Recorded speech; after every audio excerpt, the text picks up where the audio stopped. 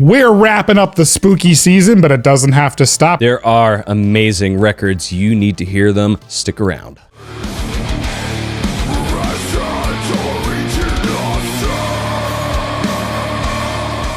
On Thorns I Lay. This self-titled record came out of left field and stunned many of us that were expecting another ho-hum record from this Greek melodic death doom band. Well, spoiler alert, folks, almost all my picks here today are sleeper hits. I'ma prove it to you.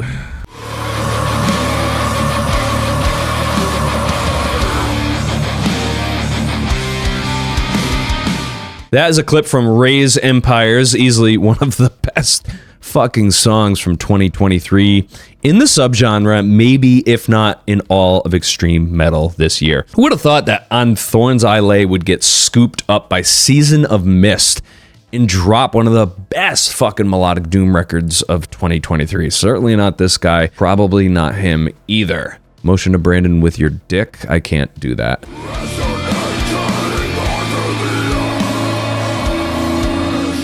And that right there was Thorns of Fire, yet another one of the best songs of the album and maybe of the year. You want to know what's cool too? You've already heard 2 of the 6 tracks from this record. It's a very well-paced album, especially for a doom album.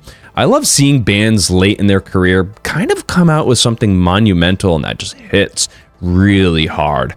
This is absolutely one of those records. If you're like us and require a melodic doom metal album to live, spin this one.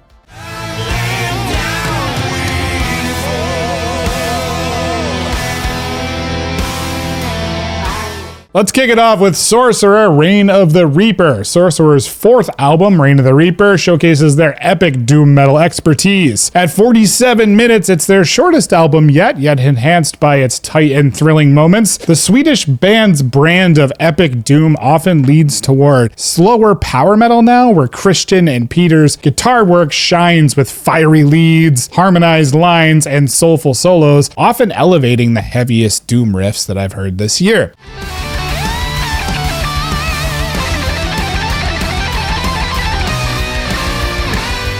The album opens up with the stellar Morning Star, a triumphant composition featuring dynamic drumming and charismatic vocals from Anders Ingberg, and a chorus, dude, that just ends all worlds. It's so good.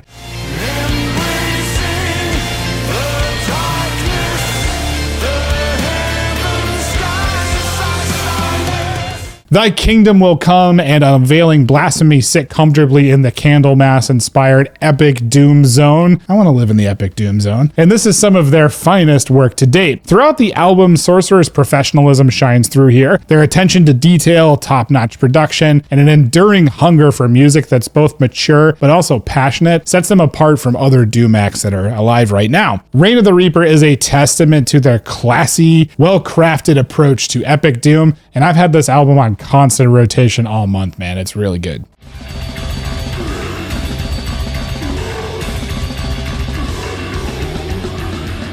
Afterbirth, in but not of.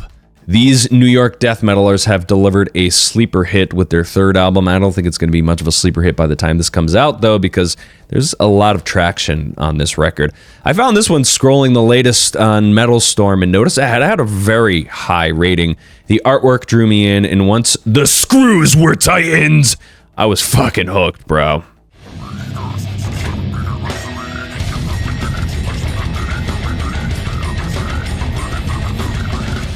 This album is equal parts brutal, caveman-style, beat-down death metal. Caveman. Contrasted by atmospheric, grooving alt metal that I'd expect from acts like Soundgarden or Failure. Seriously, I've never, ever heard anything like this.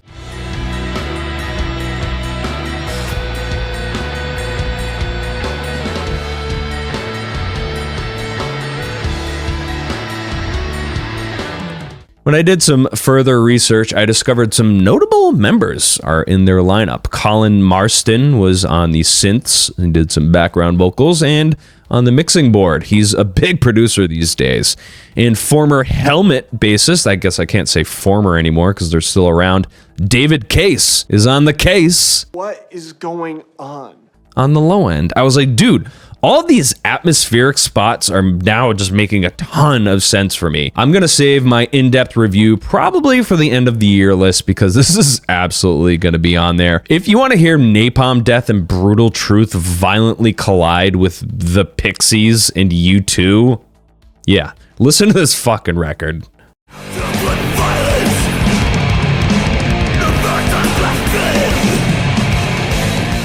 Let's get gory with Autopsy, Ashes, Organs, Blood, and Crypts. The minute I threw this album on, I had to check to make sure that I wasn't blasted back in time. Back to the future.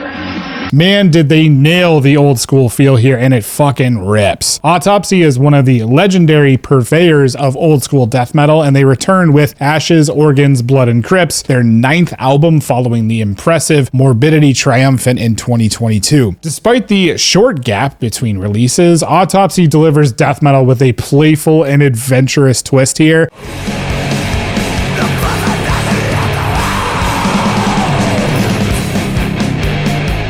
The album opens with Rabid Funeral, featuring their classic punk thrash energy, and Chris Reifert's unique vocals are all over this record too. However, the song takes an unexpected mid-tempo turn, allowing for meandering horror-inspired guitar solos, and it works really well here.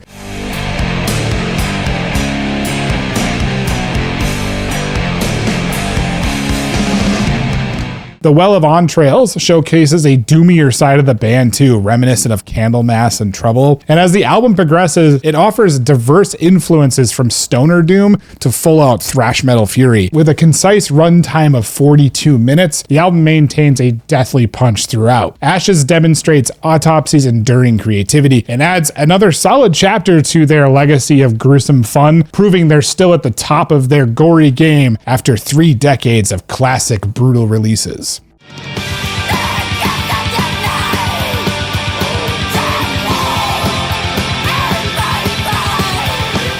Notturno, Inside. One of my most anticipated albums from this month has made it to the only list that matters, the best of the month. You know what, Forgemates? For a long time, I was listening to the same old stuff over and over again. But being here in the Forge with Brandon has not only introduced me to you, Forgemates, it's also introduced me to some of my favorite bands, Notturno being one of them.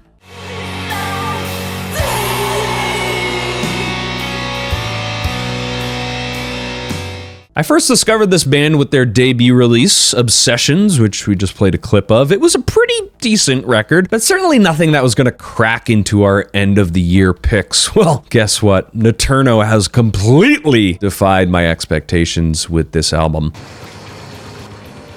It is beautiful and haunting, with an utterly captivating vocal performance from Italian metaler Kiel.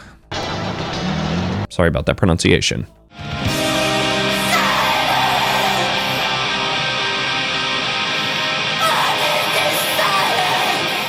This band's trajectory is fucking insane. If you want cold, introspective black metal with a touch of Italian instrumentation, don't sleep on this one. This is a dominant album of the year contender for me in the black metal category, for sure.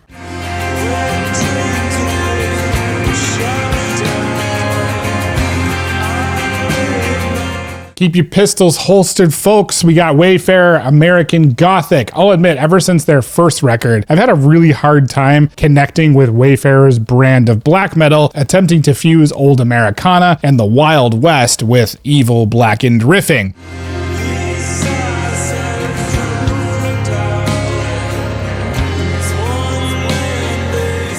This album though, dude, they fucking nail the sound. And I've been absolutely addicted to it. It's like Woven Hand and 16 Horsepower wrote a black metal record, and I love it.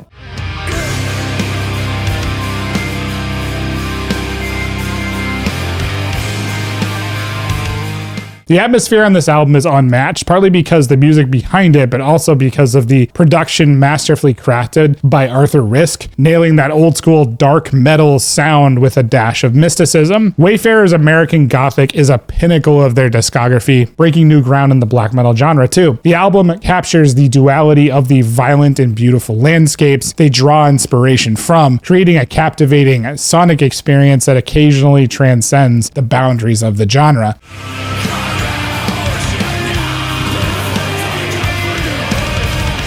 Beyond its musical prowess, American Gothic carries a haunting and furious message, serving as a warning about the consequences of perpetual conflict in our world. If you want to hear country riffs and sad boy vibes with black metal, check this one out.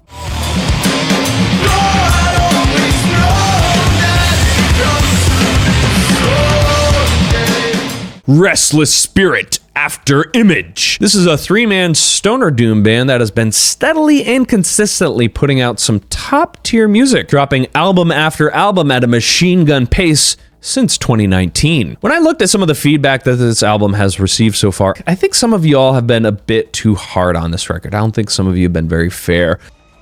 Wrong. Calling it generic stoner doom is just very diminishing of the real potential that I've found on this record. When I think of a classic stoner album, they're often a full course meal of riffs, empathy, and introversion. This album is no exception.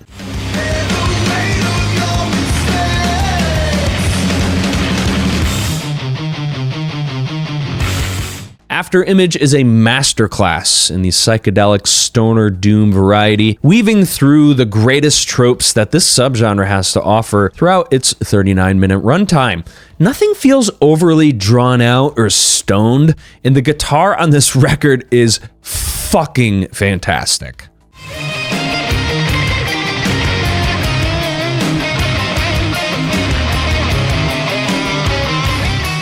While the production isn't the most spectacular aspect of this album, it's probably not going to stop you from listening to it. There's something really special about this. If you're into Corrosion of Conformity, Chemists, and High on Fire, quit sleeping on this one. Relentless Slayer, caller of the storm. Sulfur Aon, 7 Crowns and 7 Seals. Sulfur Aon, with almost 15 years of history behind the band, has risen to prominence in Germany's extreme metal underground.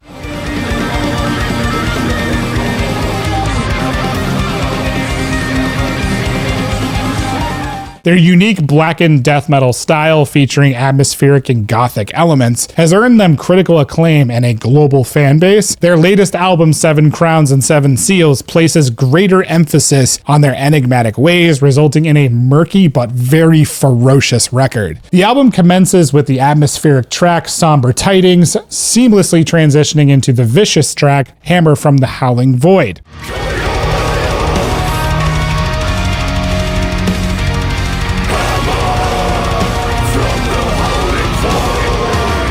This powerful start to the album combines grating death metal with compelling leads, creating a dark and imposing atmosphere. Usurper of the Earth and Sea exhibits a more measured approach with its monolithic sound, blending melodic leads with sinister overtones.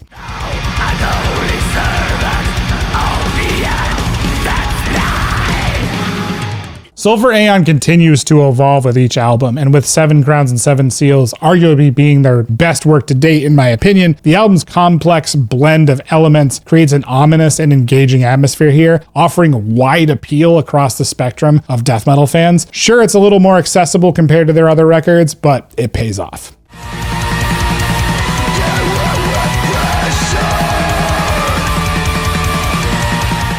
The Lion's Daughter, Bathhouse. This one shouldn't surprise some of you because this band is truly on the cutting edge of this unique mashup of blackened industrial, sludge, and darkwave. What are you saying? Their 2021 record, Skin Show, absolutely skinned us alive with its vicious take on this unique subgenre. Take a listen to that record.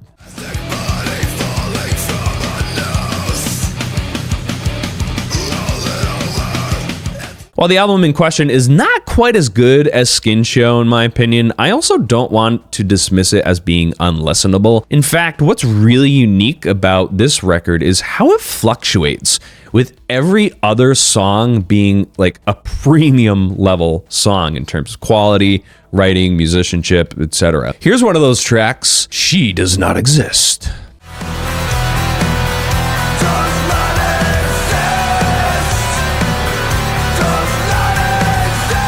So you're just getting slammed over the head with these killer tracks and interspersed. It's pretty damn good music. Probably only label a couple of these tracks as fillers. I don't even think the title track is really nearly as good as some of the others on this record. Either way, this is not an album to be slept on. There's a wild blend of extreme music on this album, and it should be heard with curious ears. And that album cover, fucking creepy as hell, almost as much as Skin Show.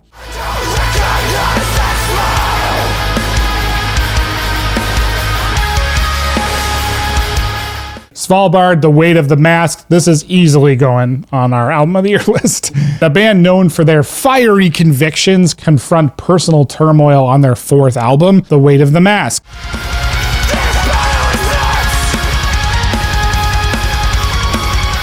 While the album may not be as overtly political as their previous works, it remains profoundly compelling in a lot of ways. Svalbard delves deeper into the dreamier black gaze-inspired sounds, resulting in a richer and more beautiful sounding landscape than ever before. Songs like Defiance and November blend enthusiasm with cinematic peaks and vibes, evoking some strong emotions. The lush guitars and Serena's vocals create a poignant atmosphere, even without delving into the lyrics.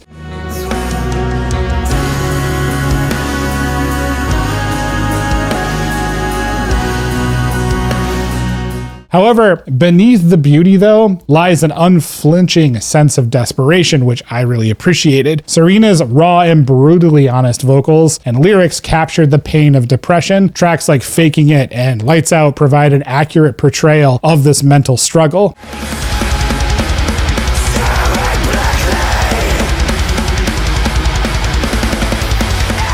The Weight of the Mask is a heavy record, offering an intense look into the depths of human suffering. At the same time, it showcases Svalbard's focused and intricate songwriting, making it a potential masterpiece in their discography. This is a record that just makes me want to hug the band because everything is going to be okay. And the music is just so meaningful, and I can 100% relate. Love this album. What metal records did you dig from October? Leave them down in the comments below and check out some of these other videos right here. Go with the gods, Forgemates, become a Wayfarer.